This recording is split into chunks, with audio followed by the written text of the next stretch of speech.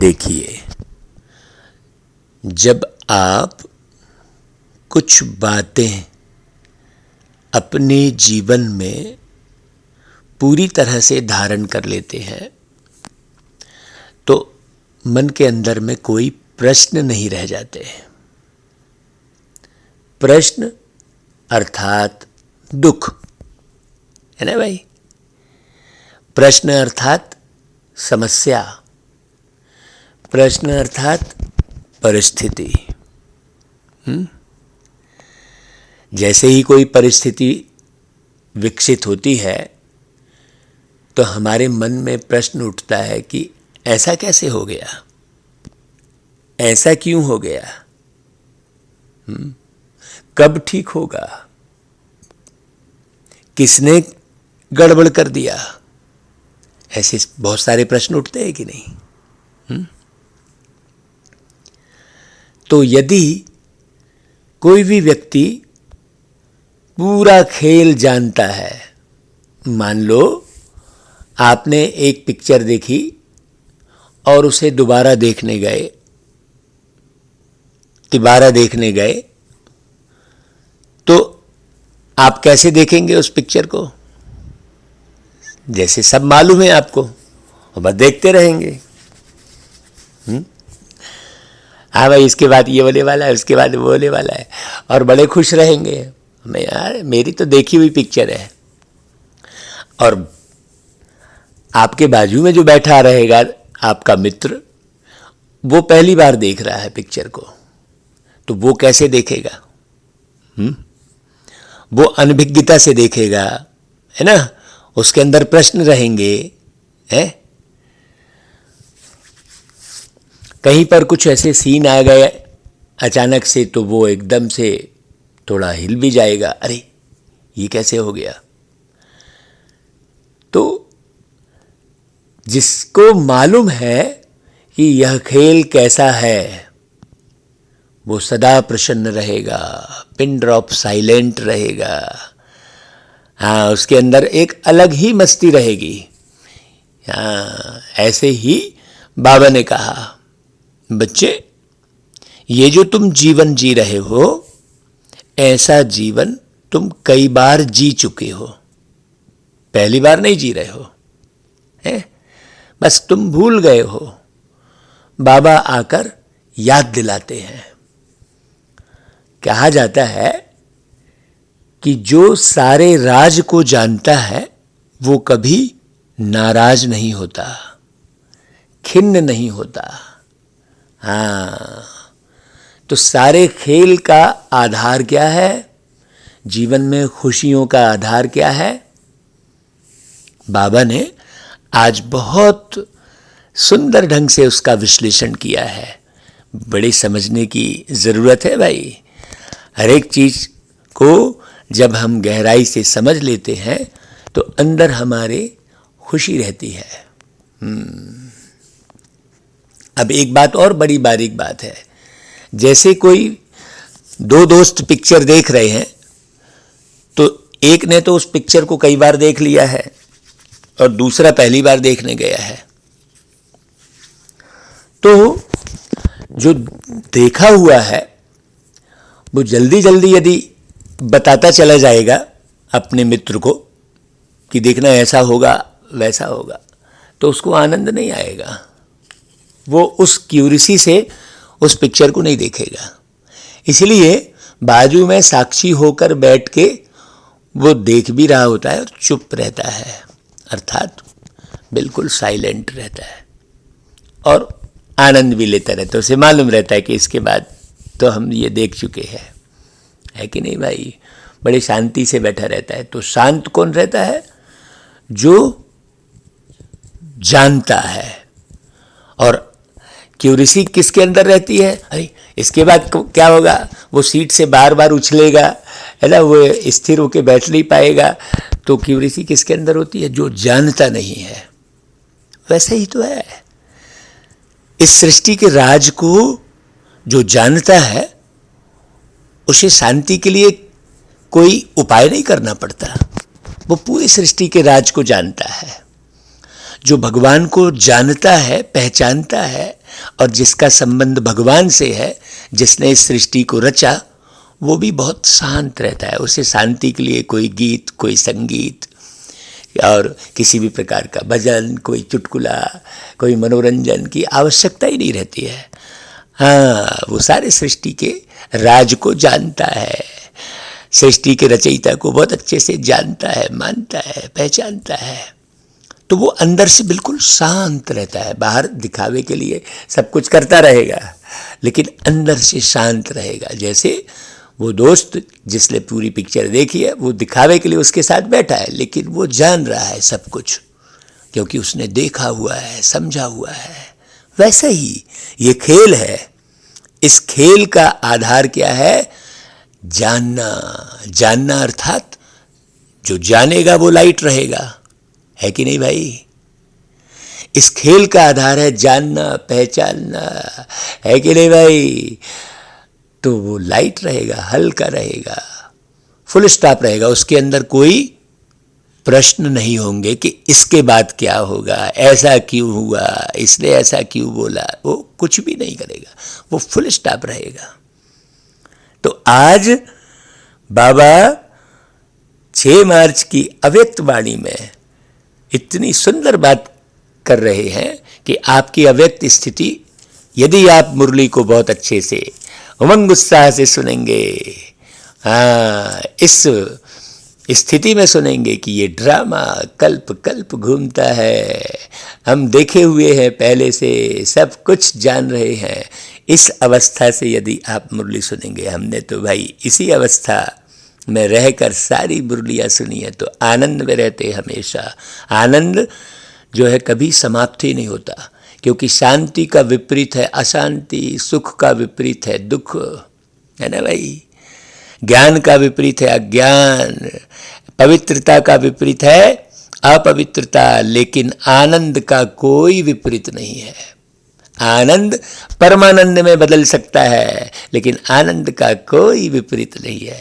आनंद किसको आता है? जो सदा लाइट और सदा बिंदु बनकर रहता है।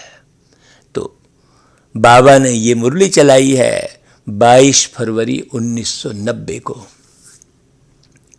जब दादी के तन में आकर हजारों बच्चों के बीच में आकर बाबा ने ये ज्ञान, ये सहजता सुनाई है। जहाँ देश विदेश के सारे बच्चे उपस्थित थे, वो दृश्य ही अलग, वो रौनक ही अलग। ऐसे डायमंड हॉल में सारे देश विदेश के बच्चे, पूरे संसार से आए हुए बाबा के लाडले बच्चे बैठे हैं। तो आज त्रिमूर्ति शिव बाप हर एक बच्चे के मस्तक पर 3 तिलक देख रहे हैं। सभी बच्चे दिल के उमंग उत्साह से त्रिमूर्ति शिव जयंती मनाने आए हैं। बहुत गौर से सुनना, त्रिमूर्ति शिव जयंती। शिव अर्थात संपूर्ण, शिव अर्थात स्थिर, शिव अर्थात धैर्यवान, हाँ, शिव अर्थात ज्ञान के सागर, अपार खुशियों से भरे हुए। ऐसे परमात्मा से आप मिलोगे, ऐसे परमात्मा की याद में रहोगे तो देखो कितनी प्राप्ति होगी। तो त्रिमूर्ति शिव बाप अर्थात ज्योतिर्बिंदु बाप। हाँ, ज्योतिर्बिंदु, ज्योति मतलब ज्योति अग्नि को ही कहते हैं, है ना? माने जिसमें अच्छा और बुरा सब कुछ भस्म है। हम तो जब अच्छा होता है तो खुश रहते हैं, जब थोड़ा सा ही कुछ गड़बड़ होता है तो नाखुश हो जाते हैं, सोच में पड़ जाते हैं। हाँ, सोचने की बात है भाई। हम किस सोच में पड़ते हैं, ऐसा क्यों वैसा क्यों, उस सोच में पड़ते हैं। इसके बदले हम भगवान के बारे में सोचे, कितना प्यारा बाबा है, कितना मीठा बाबा है, क्या सुंदर ज्ञान सुनाता है, कैसे हमारे जीवन का निर्माण करता है, वो सोचे, है ना भाई? तो क्या होगा? अच्छा बुरा सब समाप्त हो जाएगा। ज्योति का मतलब भी वही होता है कि सब कुछ भस्म। जैसे अग्नि में आप कचरा डालो तो भी जलाएगी, है कि नहीं भाई, और शुद्ध घी डालो तो भी भस्म करेगी। लेकिन हमारी स्थिति भस्म करने की है क्या? कहते हैं, देखो भस्मासुर का एक अर्थ और आज नया अर्थ बताते हैं। भस्मासुर मतलब देवता वही बनता है जो सब कुछ भस्म कर देता है। एक नया अर्थ ये भी हम समझ सकते हैं। और बिंदु, बिंदु मतलब हर बात में फुल स्टॉप लगाना। जो हुआ अच्छा हुआ, जो होगा वो अच्छा होगा, जो हो रहा है वो बहुत अच्छा हो रहा है, ऐसे। तो बाप बच्चों के मस्तक पर 3 बिंदियों का तिलक देख हर्षित हो रहे हैं। यह तिलक सारे ज्ञान का सार है। इन 3 बिंदियों में सारा ज्ञान सागर का सार भरा हुआ है। सारे ज्ञान का सार 3 बातों में है, परमात्मा, आत्मा और ड्रामा। बस ये 3 बिंदु मत बिसरो, मत बिसरो, बीती बातों पे बिंदु धरो, बिंदु बनो, बिंदु को याद करो। ऐसा है ना भाई गीत, बहुत गहरा गीत है ये। तो आत्मा, परमात्मा और ड्रामा, अर्थात ड्रामा अर्थात क्या? ड्रामा अर्थात रचना। तो आज का जो यादगार दिवस भी शिव अर्थात बिंदु का है। शिव जयंती मना रहे हैं ना। बाप भी बिंदु, आप भी बिंदु, और रचना अर्थात ड्रामा भी बिंदु। अब देखो बाबा ने रचना किसको कहा? आत्मा को रचना नहीं कहा है, जबकि दुनिया वाले रचना किसको समझते हैं? है ना, आत्मा को ही परमात्मा की रचना समझते हैं। कितनी गहरी बात है। आत्मा और परमात्मा मिलकर बहुत सुंदर ड्रामा रच रहे हैं, है ना भाई। बाबा डायरेक्टर है, उस डायरेक्टर की बात को सुनकर आत्मा एक्टर वैसा ही एक्ट करे, है ना। जैसा डायरेक्टर डायरेक्शन दे रहे हैं बिल्कुल एज इट इज वैसा ही एक्ट करे। कहते हैं ना भाई, कोई भी फिल्म बहुत खूबसूरत बन जाती है, बहुत हिट हो जाती है, कब? जब उसका डायरेक्टर बहुत बढ़िया होता है कि नहीं भाई। तो ये दुनिया भी परमात्मा डायरेक्टर के अनुसार चलने से बहुत सुंदर पिक्चर बन जाती है भाई। सत्य युग स्वर्ग बन जाता है। तो आज का यादगार दिवस शिव है। हाँ, तो आप सभी बिंदु की जयंती मना रहे हो, बिंदु बनकर मना रहे हो ना। सारे प्रकृति का खेल भी 2 बातों का है, एक बिंदु का और दूसरा लाइट का, ज्योति का। एकदम सिंपल सी बात है, देखो। है कि नहीं भाई। बाप को सिर्फ बिंदु नहीं लेकिन ज्योतिर्बिंदु कहते हैं, है ना। 12 ज्योतिर्लिंग की स्थापना है, केवल लिंग नहीं कहते हैं, है 12 ज्योतिर्लिंग कहते हैं। लिंग मतलब प्रतिमा, स्मृति चिन्ह। तो रचता भी ज्योतिर्बिंदु है और आप भी हीरो पार्टधारी ज्योतिर्बिंदु हो। हाँ, जो मुख्य पार्ट अदा करते हैं वो ज्योतिर्बिंदु है, ना कि सिर्फ बिंदु हो। देखो स्पष्ट बोला बाबा ने, आप क्या हो? ज्योतिर्बिंदु हो। माने ज्योति माने हमने बता दिया कि हर बात में एकदम न्यारे और प्यारे रहने वाले हैं। ठीक है, तो सारा खेल भी देखो, जो भी कार्य करते हैं उसका आधार लाइट है। अगर इस दुनिया से लाइट हटा दी जाए तो क्या होगा? है कि नहीं भाई। आज संसार में अगर लाइट फेल हो जाए तो 1 सेकंड में संसार नहीं लगेगा, सूर्य ना हो, ठीक। और रात में ये जो लाइट बिजली वो ना हो तब क्या होगा भाई? सूर्य ना हो मतलब लाइट ना हो तब क्या होगा? कोई जीवन बचेगा? कोई कुछ कर पाएगा? और फिर बाद में ये लाइट, तो सारे खेल का आधार ही लाइट है। जो भी सुख के साधन है उन सब का आधार क्या है? लाइट। रचयिता स्वयं भी लाइट है, लेकिन प्रकृति की लाइट अविनाशी नहीं है। हाँ, अब देखो लोग प्रकृति के साथ जोड़े हुए हैं अपने आप को, हैं? प्रकृति की लाइट तो अविनाशी नहीं है ना भाई, रोज अंधेरा होता है। वास्तव में लाइट किसको रहना है? यहाँ लाइट के अलग अलग अर्थ है।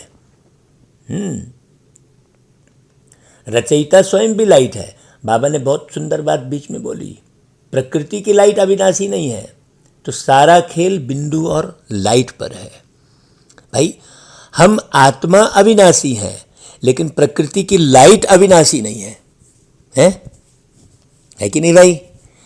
परिवर्तन होता है, रोज अंधेरा होता है। तो आज के यादगार दिवस को विशेष निराकार रूप से मनाते हैं, लेकिन आप कैसे मनाएंगे भाई? आप विशेष आत्माओं को मनाना भी विशेष है ना। ऐसा कभी सोचा था कि हम आत्माएं ऐसे पद्मा पदम भाग्यवान हैं जो डायरेक्ट त्रिमूर्ति शिव बाप के साथ साकार रूप में जयंती मनाएंगे? कभी स्वप्न में भी, संकल्प में भी नहीं था। दुनिया वाले यादगार चित्र से जयंती मनाते और आप चैतन्य में बाप को अवतरित कर जयंती मनाते हो। तो शक्तिशाली कौन हुआ भाई? बाप या आप? बाप कहते हैं पहले आप। बाबा कहते हैं अगर बच्चे नहीं होते तो बाप आकर क्या करते भाई? सोचो। इसलिए पहले बाप क्या कर रहे हैं? बच्चों को मुबारक देते हैं, मन के मोहब्बत की मुबारक। बाबा किसकी मुबारक दे रहे हैं? हर एक के मन में प्यारे पिता परमात्मा के प्रति गहरी मोहब्बत भरी हुई है, उसकी मुबारक दे रहे हैं। बाप को दिल में प्रत्यक्ष कर लिया है, तो दिल में बाप के प्रत्यक्ष करने की मुबारक। साथ साथ विश्व की सर्व आत्माओं प्रति रहम दिल, विश्व कल्याणकारी की शुभ भावना, शुभ कामना से विश्व के आगे बाप को प्रत्यक्ष करने की सेवा के उमंग उत्साह की मुबारक। हाँ, तो बाप दादा सभी बच्चों के उत्साह का उत्सव देख रहे थे। सेवा करना अर्थात उत्साह से उत्सव मनाना। जितनी बड़ी सेवा करते हो बेहद की, उतना ही बेहद का उत्सव मनाते हो। सेवा का अर्थ ही क्या है भाई? सेवा क्यों करते हो? आत्माओं में बाप के परिचय द्वारा उत्साह बढ़ाने के लिए। हाँ, जब सेवा के प्लान बनाते तो यही उत्साह रहता ना कि जल्दी से जल्दी वंचित आत्माओं को बाप से वर्षा दिलाएं, आत्माओं को खुशी की झलक का अनुभव कराएं। अभी किसी भी आत्मा को देखते हो, चाहे आज के संसार में कितना भी बड़ा हो, लेकिन हर आत्मा के प्रति देखते ही पहले संकल्प क्या उठता है भाई? जैसे यह प्राइम मिनिस्टर है, यह राजा है, यह दिखाई देता है या आत्मा से मिलते हो व देखते हो? पूछ रहे बाबा। शुभ भावना उठती है ना कि यह आत्मा भी बाप से प्राप्ति की अंजलि ले लेवे। इस संकल्प से मिलते हो ना।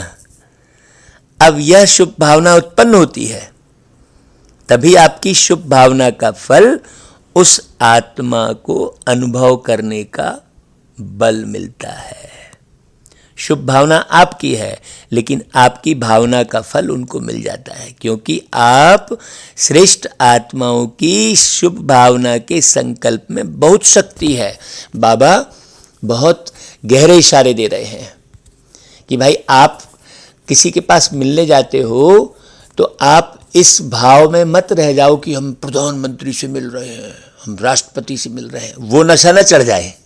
है कि नहीं भाई? नहीं तो जनरली क्या होता है, प्रधानमंत्री से मिल के आ गए, राष्ट्रपति से मिल के आ गए, उसको मान लो अपने यहाँ बुला लिए, कुछ सेवा में चीफ गेस्ट बना लिए, तो उसका नशा चढ़ जाता है कि भाई हमने तो प्रधानमंत्री को बुलाया। भाई प्रधानमंत्री क्या भाई, है ना भाई, आपके सामने उसको पूरी सृष्टि का राज पता है क्या? वो सृष्टि के राज के हिसाब से राज्य कर रहा है क्या? वो परमात्मा की याद में रहकर वो राज्य कर रहा है क्या? कोई भी कार्य कर रहा है क्या? वो है भगवान से उसका गहरा संबंध है क्या? तो नशा किसका होना चाहिए? लेकिन उल्टा नशा चढ़ता है। बाबा बहुत गहरे इशारे दे रहे हैं। शुभ भावना के संकल्प में बहुत शक्ति है। आपके अंदर ये शुभ भावना रहे कि भाई ये भी प्यारे बाबा के राज को समझ जाए तो वर्षा ले लेवे। कौन सा वर्षा ले लेवे? अभी मान लो ये 5 साल के लिए ये मंत्री बना है या जो भी पद पाया है, तो क्यों ना ये 2500 साल के लिए ऊंचा पद पाले, ऐसी भावना सामने वाला। लेकिन यहाँ तो भाई उल्टा पुरुषार्थ करते हैं लोग, स्वयं को उस पद में रखे रहते हैं, दूसरे को वो पद मिल जाए ये भावना नहीं रहती। हाँ, केवल मैं रहता है। एक बार कहीं का भी हेड बन गए तो बस वो अपने आदेश पर चलाएंगे। मुझे नहीं पूछा, हाँ मेरे से नहीं पूछा, 2 बातें रहेंगी, मुझे नहीं पूछा और मेरे से नहीं पूछा। ये पूंछ में आग नहीं लगाते, और जब तक पूंछ में आग नहीं लगाएंगे तब तक रावण की लंका जलेगी नहीं। आप कुछ भी कर लो, विषय विकार लोगों से छूटेंगे नहीं। ये मैंपन ही तो अभिमान है। बाबा इशारे दे रहे हैं बहुत अच्छे से, हमें समझने की जरूरत है। बाबा कह रहे हैं देखो, शुभ भावना उत्पन्न होती है ना, कि ये आत्मा भी बाबा की वर्षा है ना का हकदार बन जाए, ऐसी भावना रहती है। पूछते हैं बाबा, है कि नहीं भाई? आप एक एक श्रेष्ठ आत्मा का एक एक शुभ संकल्प वायुमंडल की सृष्टि रचता है, लेकिन ये भावना नहीं रहती है। हाँ, यदि मान लीजिए किसी प्रोग्राम में कोई बड़ा पद पोस्ट वाला आ गया तो कैसी हड़बड़ी मचती है, चलो चलो चलो भाई हटो हटो। जो और दूसरे छोटे छोटे जो सेवाधारी होते हैं उन सबको ऐसे दुत्कार के एक किनारे लगाया जाता है, वही मुख्य हो जाता है। कितने भान में रहते हैं वो चीफ गेस्ट के। बाबा की मुरली बोल क्या रही है कि भाई आप बिल्कुल नॉर्मल रहेंगे। क्यों? क्योंकि आप किसकी खुशी में रहेंगे? उसने तो अभी बाप को पहचाना नहीं है। हाँ, यदि उस मुखिया ने जिसको आपने बुलाया है उसने बाप को पहचान लिया है, तब तो फिर हमको बहुत खुश होना चाहिए। लेकिन उसने बाप को पहचाना नहीं है और हम जो है बस उस अभिमान में रहते हैं कि हमने जो है फलाने को चीफ गेस्ट बुला लिया है, ये कर लिया है, तो भाई वो सेवा कभी आगे नहीं बढ़ने वाली है। बाबा स्पष्ट कह रहे हैं, बहुत अच्छे से सुनना बाबा की वाणियों को, ऐसे सरलक बिल्कुल सुन लिए और ताली बजा लिए, उससे कुछ नहीं होने वाला है। बाबा स्पष्ट कह रहे हैं, संकल्प से सृष्टि कहते हैं ना, तो हमारे संकल्प कैसे होने चाहिए? यह शुभ भावना का शुभ संकल्प चारों ओर के वातावरण अर्थात सृष्टि को बदल देता है। इसलिए आने वाली आत्मा को सब अच्छे से अच्छा अनुभव होता है, न्यारा संसार अनुभव होता है ना भाई? नहीं तो ऐसे तो दुनिया में भी लोग जो है नेता और अभिनेता और प्राप्त हुई आत्माओं के पीछे भागते हैं, और उनके साथ फोटो खिंचाना, उनका ऑटोग्राफ लेना, यही करते हैं, उन पर प्रभावित रहते हैं। लोगों को भगवान के बारे में थोड़ी पता है, और हम बच्चे भगवान पर प्रभावित रहते हैं। हम उनकी सेवा करें, उनका सम्मान करें, लेकिन अंदर के भाव क्या रहें? हाँ, हम सब कुछ उनको तवज्जो दें, सब करें, लेकिन अंदर के संकल्प क्या हैं? बाबा अंदर के संकल्प की बात कर रहे हैं। थोड़े समय के लिए आपके शुभ संकल्प की भावना के फल में वह समझते हैं कि यह न्यारा और प्यारा स्थान है। और यदि आपके अंदर में हड़बड़ाहट आ गई, आप उनको महत्व अंदर से देने लग गए, आप प्रभावित हो गए, तो उनको कभी भी न्यारा प्यारा अनुभव नहीं होगा, उनको नहीं होगा। और जब तक जिसको आपने बुलाया है, जिसको चीफ गेस्ट बनाया है, या आप उनसे मिलने गए हैं, जब तक आप न्यारे और प्यारे अनुभव नहीं होंगे, तब तक सेवा कदापि नहीं बढ़ सकती। वो कभी नहीं बोलेगा कि इस स्थान पर भगवान आए हैं, वो कभी नहीं बोलेगा। आज तक एक भी अभी तक की सेवा में एक भी चीफ गेस्ट जो बनकर आए हैं, उन्होंने एक ने भी नहीं बोला है कि परमात्मा है तो यही है, हमारे पास है। ये जो मुरली है ये परमात्मा की चल रही है, आप सब लोग मुरली सुनिए अच्छे से। ऐसा किसी भी ऐसा माइक आज तक तैयार नहीं हुआ है, आज तक वो माइक तैयार नहीं हुआ है। तो भाई बाबा तो बोल बोल के और समझा समझा के बाबा अपनी पढ़ाई पूरी कर दिए हैं। बाबा ने पूरी पढ़ाई करवा दी है। अब देखो उसका रिवाइज ही चल रहा है कि अच्छे से फिर से समझो। अभी आप समझे नहीं हो, इसलिए विनाश की घड़ी आगे बढ़ती जा रही है। हाँ, भक्ति में भी कहते हैं प्रभु को नियम बदलते देखा, क्योंकि बाबा के हाथ में सब कुछ है। ये सृष्टि, ये ड्रामा, ये सर्वात्मा है, सब बाबा के हाथ में है। बाबा तो हमको अवसर देते हैं कि बच्चे अच्छे से समझकर ये काम करो। बस मुरली को हम एक सरलग पढ़ लेंगे, इशारों को नहीं समझेंगे तो कैसे बात बनेगी। तो बाबा कहते हैं कि जो भी आए उसे न्यारे और प्यारे फरिश्ते आत्माएं हैं यह अनुभव हो। कैसी भी आत्मा हो, लेकिन थोड़े समय के लिए उत्साह में आ जाते हैं। सेवा का अर्थ क्या हुआ? उत्सव मनाना और उत्साह मिलाना। कोई भी चाहे स्थूल कर्म करते हो, चाहे वाणी द्वारा, चाहे संकल्प, हर बोल उत्सव है, क्योंकि उत्साह से करते हो और उत्साह दिलाते हो। और यदि ये भाव आ गए कि देखो मैंने तो फलाने की सेवा की, मैंने तो इतनी सेवा की, तो वो उत्साह खत्म हो जाता है कि नहीं भाई? सामने वाला जो भी सुनता है वो क्या सोचता है, अरे देखो फलाने ने इतनी सेवा की, मैं तो कुछ सेवा नहीं कर पा रहा हूँ। जबकि कराने वाला बाबा करा रहा है, तो मैंपन जहाँ भी आया वहाँ सेवा रुक जाती है, वहाँ उत्साह खत्म हो जाता है। तो बाबा कहते हैं कि भाई उत्साह यदि दिलाते हो तो इस स्मृति से कभी भी थकावट नहीं होगी, बोझ नहीं लगेगा, माथा भारी नहीं होगा, दिल शिकस्त नहीं होंगे। जब किसको थकावट होती है, वह दिल सुस्त होता है, तो दुनिया में क्या करते हैं? क्या करते हैं भाई? कोई ना कोई मनोरंजन करते हैं ना। मनोरंजन के स्थान पर चले जाते हैं, कहते हैं भाई आज जरा माथा बहुत भारी है, इसलिए थोड़ा मनोरंजन चाहिए। तो उत्साह का अर्थ ही होता है मौज मनाना, खाओ पियो मौज करो, यह उत्सव है। ब्राह्मणों का तो हर घड़ी उत्सव है, हर कर्म ही उत्सव है। उत्सव मनाने में थकावट होती है क्या? बाबा देखो उदाहरण दे रहे हैं, बहुत सुंदर उदाहरण दे रहे हैं, बहुत ध्यान से सुनना। बाबा कहते हैं देखो यहाँ मधुबन में जब मनोरंजन का प्रोग्राम करते हो, भल 11 बज जाते हैं तो भी बैठे रहते हो, जब मनोरंजन का प्रोग्राम होता है तो। और क्लास में 11 बज जाएं तो आधा क्लास चला जाता है।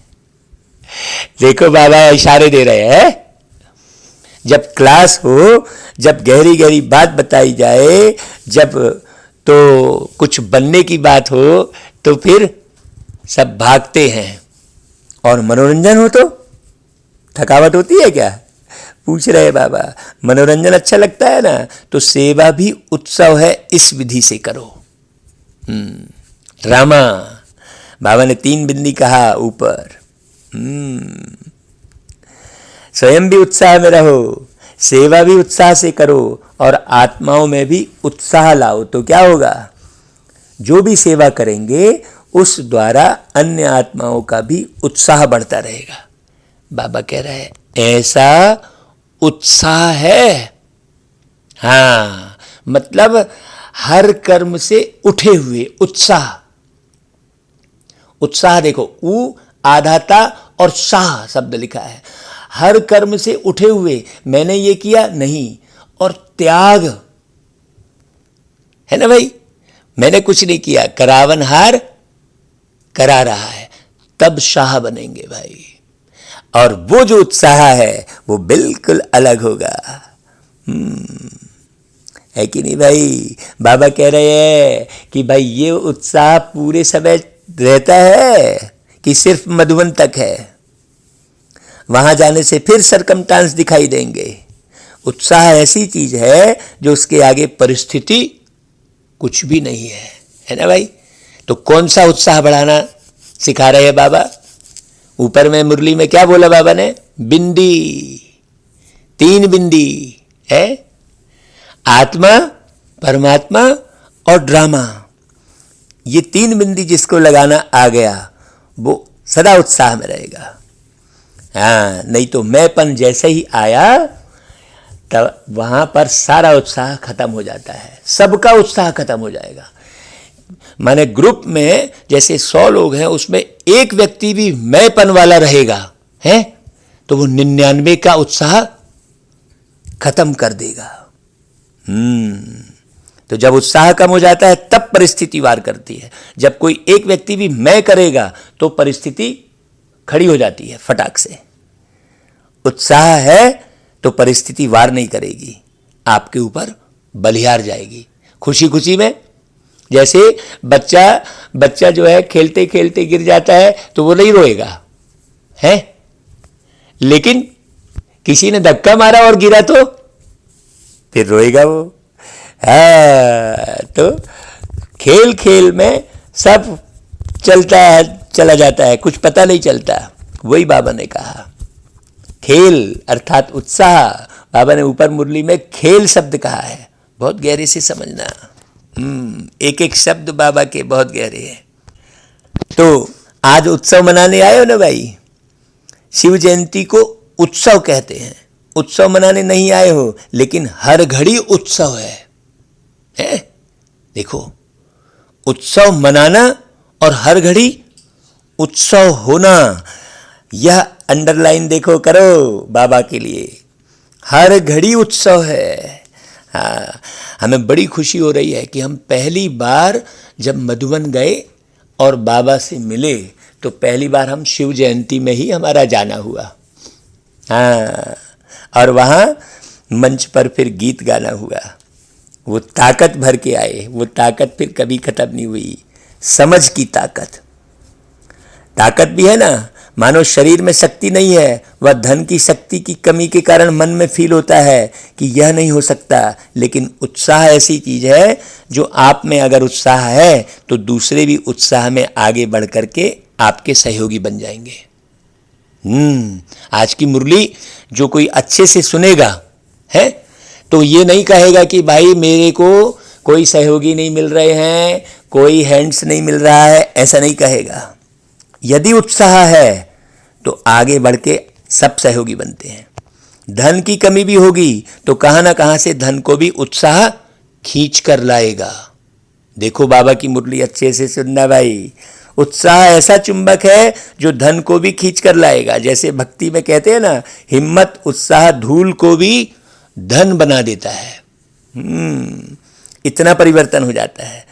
उत्साह ऐसी अनुभूति है जो किसी भी आत्मा की कमजोरी के संस्कार का प्रभाव नहीं पड़ सकता। आज बाबा उमंग उत्साह को बहुत विस्तार से समझा रहे हैं। आपका प्रभाव उस पर पड़ेगा, उसका प्रभाव आपके ऊपर नहीं आएगा। लेकिन अभी होता क्या है भाई?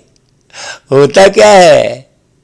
पद पोस्ट वाले का प्रभाव, धनवान का प्रभाव, वस्तु व्यक्ति वैभव का प्रभाव हम पर पड़ता है। कहीं भी हम घूमने जाते हैं किसी के यहाँ भी तो उसका सोफा, उसकी विलासिता नजर आती है हमको, और वहाँ उत्सव कम हो जाता है, उत्साह कम हो जाता है। क्यों? क्योंकि यही भाव चलने लगते हैं कि मेरा भी ऐसा बंगला हो, मेरी भी ऐसी गाड़ी हो, फिर उसको सेवा का बहाना ढूंढ लेंगे। मेरे पास भी सोफा सेट हो सेवा के लिए, ऐसा बोल देंगे। भाई सेवा के लिए दो चीज़ों की आवश्यकता है, उमंग और उत्साह। ये बाबा जो सुना रहे उसे बहुत अच्छे से समझो भाई, कितनी खुशी देखो। तो बाबा कहते हैं उत्सव मनाना अर्थात उत्साह में रहना। क्या बोल रहे बाबा? उत्सव मनाना किसको बोल रहे हैं? उत्साह में रहने को उत्सव मनाना कह रहे हैं। खुद ना भी कर सको तो दूसरों को उत्साह दिलाओ, तो दूसरे का उत्साह आपको भी उत्साह में लाएगा, है? हाँ, निमित्त बने हुए बड़े यही काम करते हैं ना। पूछ रहे बाबा, जो निमित्त बना है उस सब में उत्साह लाएगा कि उत्साह डाउन करेगा? सोचने की बात है। दूसरों को उत्साह दिलाना अर्थात स्वयं को उत्साह में लाना। कभी बाई चांस 14 आना उत्साह हो तो दूसरों को 16 आना उत्साह दिलाओ, तो आपका भी 2 आना उत्साह बढ़ जाएगा। देखो कितनी बात अच्छी बोल रहे हैं। मान लो आप दिल शिकस्त हो गए कहीं पर भी, लेकिन आप दूसरे को बढ़ाते चलो तो फिर और खुशी बढ़ जाएगी भाई। ब्रह्मा बाप की विशेषता क्या रही? कोयले उठाने होंगे तो भी उत्साह से उठाएंगे ना, और उठवाएंगे, मनोरंजन करेंगे। हाँ क्या हुआ है भाई? वो कोयले के 35 बैगन्स आने थे। बाप दादा की मुरली में कोयले की बात कर रहे थे और थोड़े समय बाद समाचार मिला कि आबू रोड में कोयले की बैगन्स पहुंच गई है। अच्छा भाई, सभी पांडव क्या करेंगे? सदा उत्साह में रहेंगे ना। उत्साह कभी नहीं छोड़ना। अभी का उत्साह आपके जड़ चित्रों के आगे जाकर पहले उत्साह हिम्मत लेकर फिर कार्य शुरू करते हैं। इतनी उत्साह भरी आत्माएं हो जो आपके जड़ चित्र भी औरों को उत्साह हिम्मत दिला रहे हैं। ऐसा ख्याल चलता है। देखो अभी कल की शाम के जो बातचीत कर रहे थे, कल या परसों, तो यही कह रहे थे ना कि देखो लोग हैं, कह रहे थे ना भाई कि ये मंदिर की मूर्ति में जाकर लोगों को तो वैसा पुरुषार्थ किया है। ऐसा कल परसों ही कह रहे थे ये बात। बाबा को याद करते हैं तो ढेर सारी बातें बाबा की समझ में आने लगती है और उत्साह बढ़ने लगता है। तो जड़ चित्र भी देखो हिम्मत दिला रहे हैं। पांडवों का महावीर का चित्र कितना प्रसिद्ध है। कमजोर शक्ति लेने के लिए महावीर के पास जाते हैं, है ना भाई? अच्छा भाई, चारों ओर के सर्व अति श्रेष्ठ भाग्यवान बच्चों को सदा ज्योतिर्बिंदु बन ज्योतिर्बिंदु आपको बाप को प्रत्यक्ष करने के उमंग उत्साह में रहने वाले, हाँ, सदा दिल में बाप की प्रत्यक्षता का झंडा लहराने वाले। देखो दिल में झंडा लहराना कहा बाबा ने, है? हाँ भाई, चलो सबको उमंग उत्साह में लाने के लिए हम वो झंडा लहरा रहे हैं, लेकिन हम केवल उसी झंडे को लहराने के उसमें न रह जाए कि हमने झंडा लहरा दिया। दिल में भी बाप की प्रत्यक्षता का झंडा लहराए। सदा विश्व में बाप की प्रत्यक्षता का झंडा लहराने वाले, दिल में भी और विश्व में भी, क्योंकि दिल में ही सारा विश्व है कि नहीं भाई? दिखाते हैं ना भाई, कृष्ण जी के मुख में सारा विश्व दिखाते हैं, और बजरंगबली के दिल में क्या दिखाते हैं? दिखाते हैं ना। तो विश्व का मालिक यदि दिल में है तो सारा विश्व दिल में है। बहुत गहरी बात समझने की है। तो ऐसे हीरे तुल्य बाप की जयंती सो बच्चों की जयंती की मुबारक हो, बाबा कहते हैं। सदा मुबारक से उड़ने वाले हैं और सदा रहेंगे ऐसे उत्साह में रहने वाले, हर समय उत्सव मनाने वाले और सर्व को उत्साह दिलाने वाले महान शक्तिशाली आत्माओं को त्रिमूर्ति शिव बाप की याद, प्यार, मुबारक और नमस्ते। बाबा ने त्रिमूर्ति शब्द का उपयोग आज की मुरली में किया है। तो इस त्रिमूर्ति का बहुत अच्छे से विचार सागर मंथन करना कि त्रिमूर्ति क्या है। हाँ, बहुत अच्छे से। और वो मुरली में आया भी है, अभी हम उसको स्पष्ट नहीं करते हैं, ये होमवर्क देते हैं। पूरी मुरली को आप फिर से सुनना और उस पर विचार सागर मंथन करके, और चाहो तो अपनी डायरी में नोट कर लेना, चाहो तो उसको रिकॉर्ड करके हमारे पास भेज देना भाई, और चाहो तो कमेंट कर देना, जो आपको लगे। ये होमवर्क है। बाबा ने त्रिमूर्ति शिव जयंती कहा है, तो ये त्रिमूर्ति का गहरा अर्थ क्या है, और उसको मुरली में डिटेल बाबा ने बताया भी है। तो डबल विदेशी भाई बहनों के ग्रुप से बाबा मुलाकात करके बोलते हैं कि भाई देखो, बाप और बच्चों को इतना दिल का सूक्ष्म कनेक्शन है जो कोई की ताकत नहीं जो अलग कर सके। हाँ, है कि नहीं भाई? हाँ, कहीं भी जाए तो भाई बाबा को हमसे अलग कर सकता है क्या? कोई नहीं कर सकता। बहुत सारे विघ्न डाल सकता है, लेकिन बाबा को हमसे अलग नहीं कर सकता। ऐसा कनेक्शन है। सबसे बड़े से बड़ा नशा बच्चों को सदा यही रहता है कि दुनिया बाप को याद करती है, लेकिन बाप किसको याद करता है भाई? बाप को तो फिर भी आत्माएं याद करती हैं, लेकिन आप आत्माओं को कौन याद करता है? कितना बड़ा नशा है। यह नशा सदा रहता है क्या भाई? कम ज़्यादा तो नहीं होता? कभी उड़ते, कभी चढ़ते, कभी चलते, ऐसे तो नहीं। न पीछे हटने वाले हो, न रुकने वाले हो, लेकिन स्पीड चेंज हो जाती है। बाप दादा सदा बच्चों का खेल देखते रहते हैं। कभी चलना शुरू करते हैं, फिर क्या होता है? कोई ना कोई ऐसा सरकमस्टांस बन जाता है, फिर जैसे कोई धक्का देता है तो फिर चल पड़ते हैं। ऐसे कोई ना कोई बात ड्रामा अनुसार होती है जो फिर से उड़ती कला की ओर ले जाती है, क्योंकि ड्रामा अनुसार पक्के निश्चय बुद्धि है। दिल में संकल्प कर लिया है कि बाप मेरा है, मैं बाप का, तो ऐसी आत्माओं को स्वतः मदद मिल जाती है। मदद मिलने में कितना समय लगता है? तो बच्चों ने कहा सेकंड। तो बाबा कहता है देखो भाई, फोटो निकल रहा है? बच्चों ने कहा सेकंड, तो बाबा ने क्या कहा? देखो भाई, फोटो निकल रहा है। बाप का कैमरा सेकंड में सब निकाल लेता है, कुछ भी हो जाए, लेकिन बाप और सेवा से कभी भी किनारा नहीं करना है। याद करने में व पढ़ाई पढ़ने में मन नहीं भी लगे तो भी जबरदस्ती सुनते रहो। बाबा कह रहा है देखो, हैं? सुनते रहो, योग लगाते रहो, ठीक हो जाएंगे। मान लो आपका पढ़ाई में मन नहीं लग रहा है कि अरे यार ये बहुत लंबे हो गए, बहुत देर से बैठे हैं। देखो बाबा ने उदाहरण दिया है कि मनोरंजन जब होता है तो पता लगता है कि समय कैसे निकल गया, लेकिन क्लास में भाग जाते हैं। बाबा कह रहा है मन नहीं लगे तो भी सुनते रहो, जबरदस्ती सुनते रहो, क्योंकि सुनते सुनते आप बन ही जाओगे। योग लगाते रहो। क्यों? क्योंकि माया ट्रायल करती है, या थोड़ा सा किनारा कर ले तो आ जाऊं इसके पास। इसलिए कभी किनारा नहीं करना, नियमों को कभी नहीं छोड़ना। अपनी पढ़ाई, अमृत बेला, सेवा, जो भी दिनचर्या बनी हुई है उसमें मन नहीं भी लगे, लेकिन दिनचर्या में कुछ मिस नहीं करो। हाँ, अंदर है ना भाई, बाबा की याद मिस ना हो। भारत में कहते हैं जितना कायदा उतना फायदा। तो ये जो कायदे बने हुए हैं, नियम बने हुए हैं, उसको कभी भी मिस नहीं करना है। देखो, आपके भक्त अभी तक आपका नियम पालन कर रहे हैं, चाहे मंदिर में मन नहीं भी लगे तो भी जाएंगे जरूर। यह किससे सीखे है? कह रहे भाई, आप लोगों ने सिखाया ना। सदैव यह अनुभव करो कि जो भी मर्यादाएं व नियम बने हैं उसको बनाने वाले हम हैं। आपने बनाया है या बने हुए मिले हैं? सोचने की बात है। लॉ मेकर्स हो, याद नहीं है क्या बाबा कह रहे हैं? अमृत बेले उठना, यह आपका मन मानता है या बना हुआ है, इसलिए इस पर चलते हो।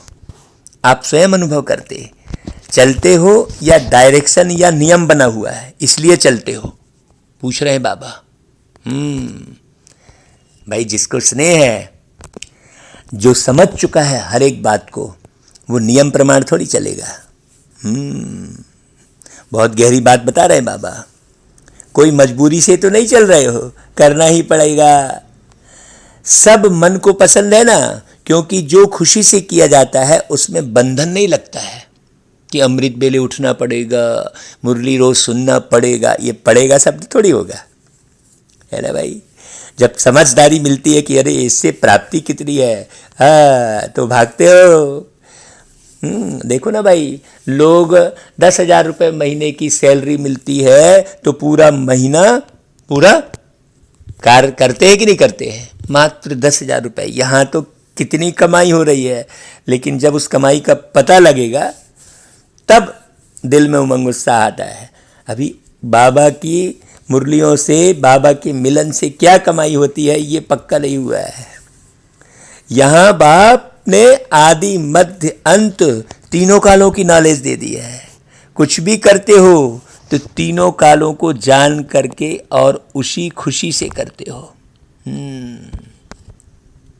बाप देखते हैं कि कमाल करने वाले बच्चे हैं, बाप से प्यार अटूट है, इसलिए कोई भी बात होती है तो भी उड़ते रहते हैं। बाप से प्यार में सभी फुल पास हैं। पढ़ाई में नंबर वार हो लेकिन प्यार में नंबर 1 हो। सेवा भी अच्छी करते हैं लेकिन कभी कभी थोड़ा खेल दिखाते हैं। जैसे बाप से नंबर 1 प्यार है, ऐसे मुरली से भी प्यार है। जब से आए हो तब से कितनी मुरलियाँ मिस हुई होंगी भाई। कभी कोई ऐसे बहाने से क्लास मिस किया है? जैसे बाप को याद करना मिस नहीं कर सकते, ऐसे पढ़ाई भी मिस ना हो। इसमें भी नंबर 1 होना है।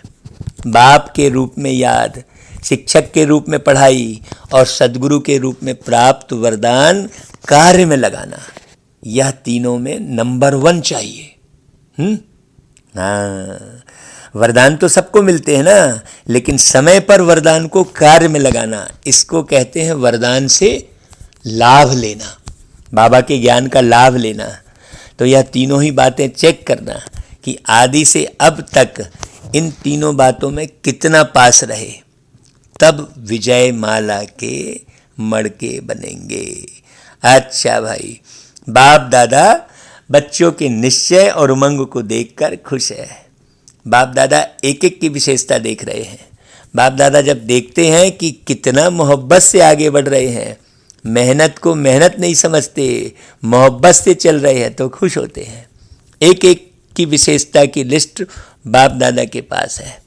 समझा भाई, बाबा के पास सब कुछ है। आप बिल्कुल मैंने अंदर से कहीं भी ग्लानि फील नहीं करना, ये हुआ, ऐसा हुआ, वैसा हुआ नहीं। अच्छा भाई, विदाई के समय बाबा सबको मुबारक दे रहे हैं। भाई आज बाप दादा और अनेक बच्चों के जन्म दिवस की पदम गुना मुबारक हो। ऐसे समय में हम गए थे बाबा से मिलने, तो वहाँ पर मंच पर बहुत सुंदर गीत सुनाया था कि खुशियाँ मनाओ, खुशियाँ मनाओ, अरे नाचो गाओ, मस्ती से अपना जन्मदिन मनाओ, मस्ती से अपना जन्मदिन मनाओ। एक साथ बाप और बच्चों का ये आया जन्मदिन, प्यारे बाबा मुबारक आपको ये प्यारा जन्मदिन। ऐसा करके बाबा के सामने हमने ये गीत गाया था। कितना उमंग, कितनी उत्साह भाई। तो बाबा चारों ओर के बच्चों के दिल का याद, प्यार और साथ साथ स्थूल यादगार स्नेह भरे पत्र और कार्ड्स मुबारक के पाए। सबके दिल की आवाज़ बाप के पास पहुंची। दिलाराम बाप सभी बड़े दिल वाले बच्चों की बड़े दिल से बहुत बहुत बहुत याद प्यार देते हैं। पदम गुणा कहना भी बच्चों के सम्मान के आगे कुछ नहीं है। इसलिए डायमंड नाइट की डायमंड वर्षा से मुबारक हो। सभी को याद प्यार और सदा फरिश्ते बन उड़ते रहने की मुबारक हो। अच्छा भाई, बाबा ने कहा डायमंड मॉर्निंग। अच्छा भाई, वरदान अकल्याण की सीन में भी कल्याण का अनुभव कर सदा अचल अटल रहने वाले निश्चय बुद्धि भव। भाई देखो, ड्रामा में जो भी होता है ना, वह कल्याणकारी युग के कारण सब कल्याणकारी है। अकल्याण में भी कल्याण दिखाई दे तब कहेंगे निश्चय बुद्धि। परिस्थिति के समय ही निश्चय के स्थिति की परख होती है। निश्चय का अर्थ है संशय का नाम निशान ना हो। कुछ भी हो जाए लेकिन निश्चय बुद्धि को कोई भी परिस्थिति हलचल में ला नहीं सकती। हलचल में आना माना कमजोर होना। अच्छा भाई, फिर स्लोगन, परमात्म प्यार के पात्र बनो तो सहज ही माया जीत बन जाएंगे। जो भी व्यक्ति युक्ति से काम लेता है वो सेवा बहुत अच्छी कर सकता है। हाँ, और बंध के कोई कार्य कर रहे हैं, किसी शब्द में बंधे हैं, किसी ड्रेस में बंधे हैं, कोई सरकमटांस में बंधे हैं कि हाँ हमको तो भैया शिव जयंती आई तो ये करना है, तो 18 जनवरी आई तो ये ही करना है, ऐसे बंध के कोई यदि काम कर रहा है तो वो जो है बेहद की सेवा नहीं कर पाएगा। वो हद में बंध गया। हद में बंधना नहीं है। हाँ, पटरी बिछी है लेकिन पटरी में चलना है, रुकना नहीं है। पटरी में है कि नहीं भाई? पटरी बिछी है, वो आप रुक गए तो वो पटरी किस काम की? उस पटरी पर हमको चलना है, आगे बढ़ना है, तब भाई सेवा बहुत बेहतरीन होती है। लेकिन यदि हम किसी नाम में फंस गए कि नहीं मेरा नाम होना चाहिए या मैंने स्थान विशेष का नाम होना चाहिए या भाई जो नाम जो है व्यक्ति का है उसका नाम होना चाहिए या संस्था का नाम होना चाहिए, ऐसे नाम से यदि फंस कर यदि कोई काम कर रहा है तो इसका मतलब बाबा के इशारों को समझा नहीं है। बाबा ने कहा है कि भेष बदल कर काम करो, भेष बदल कर सेवा कर लो भाई, जुत्ती बनकर सेवा कर लो, मतलब अपने को छुपा लो, अपने को छुपा लो और बाबा की सेवा करो। हमें केवल बाप को प्रत्यक्ष करने से मतलब रहना चाहिए। लेकिन लोग जो है ना समझने के कारण जमाने भर के नाम रूप में फंसे हैं। हाँ भाई, हमने भी ट्रस्ट बनाई, रजिस्ट्रेशन कराया, लेकिन उस नाम में नहीं फंसे कि नहीं हम उसी नाम से कार्य करेंगे। नहीं भाई, हम कहीं सर्वेंट बनकर भी काम कर लेंगे, छुपकर काम कर लेंगे, किसी भी का भी नाम हो जाए कोई दिक्कत नहीं है ना भाई? नहीं हमारा ही नाम हो तब हम सेवा करेंगे, नहीं किसी का भी नाम हो जाए, सेवा से मतलब रखना चाहिए भाई। क्योंकि हम सतयुग के निर्माता हैं, हम स्वर्ग के निर्माता हैं, हम संसार के निर्माता हैं, हम संस्था के निर्माता नहीं हैं, है ना? संस्था केवल एक माध्यम है कि नहीं भाई? हम संस्था के निर्माता नहीं है कि संस्था का नाम हो, नहीं, संस्था जिसने बनाई है उसका नाम होना चाहिए, चाहे कोई भी संस्था। हाँ, और ये पूरा संसार ही संस्था है और इस संसार का मालिक शिव बाबा है। ये पूरा संसार ही संस्था समझ लो भाई। यदि आप संस्था समझ के कार्य कर रहे हो तो हमें पूरे संसार का निर्माण करना है, किसी व्यक्ति विशेष का निर्माण नहीं करना। नहीं तो हम क्या करते हैं, कभी किसी एक व्यक्ति विशेष में उलझ जाते हैं। अरे भाई, बन रहा है तो ठीक, नहीं बन रहा है तो ठीक। बाबा ने जो ड्रामा शब्द लगाया है वो इसलिए लगाया है, बहुत बारीक बात समझने की है। हम व्यक्ति विशेष में उलझ जाते हैं, हम स्थान विशेष में उलझ जाते हैं। नहीं, हम यहीं इसी स्थान पे सेवा करेंगे, वहाँ चाहे कितनी भी जो है परिस्थिति खराब हो रही है, कुछ हो रही है, हम स्थान में ही फंसे हैं। तो न तो हमें स्थान में फंसना चाहिए, न तो हमें किसी व्यक्ति में उलझ के रहना चाहिए, न तो अपने नाम रूप में, न तो कोई संस्था के नाम रूप में, है ना भाई, न तो किसी जो है परिपाटी में उलझना चाहिए। कहीं भी रुकना नहीं चाहिए, उड़ना है। ये बात बड़ी समझने की है। हाँ भाई, हमने जैसे कोई गीत बनाया उसे सब लोग गा रहे हैं, क्या दिक्कत है भाई? हमें तो अपना नाम थोड़ी रोशन करना था कोई, हमें तो जो गीत है उस गीत के माध्यम से जो समझ विकसित हो रही है उस समझ को हमें रोशन करना है। हाँ, अब किसी ने भी गा लिया उससे क्या फर्क पड़ता है? लोग आजकल कॉपीराइट रखते हैं। अरे किसी भी चीज़ की कॉपीराइट की जरूरत ही नहीं है भाई। कॉपीराइट केवल एक परमात्मा के पास है कि नहीं भाई? बड़ी गहरी बात समझने की है। व्यक्ति अच्छा कार्य भी करेगा, कुछ लिखेगा, 4 लाइन लिखेगा, उसको कॉपीराइट बना देगा। बहुत उलझे हुए हैं भाई लोग। सारी उलझन को जो समाप्त करेगा वही ज्योतिर्बिंदु बनेगा। अच्छा भाई, ओम शांति शांति शांति शांति शांति शांति शांति।